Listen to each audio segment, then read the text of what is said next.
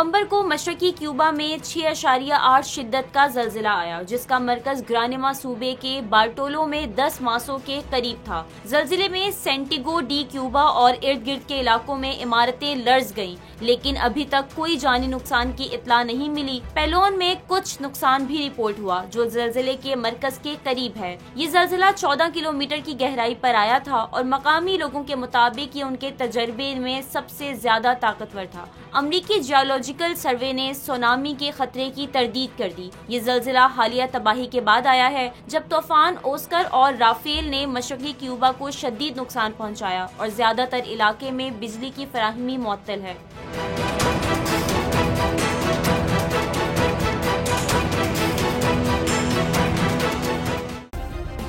Subscribe करें और bell दबाएं ताकि कोई खबर रह न जाए।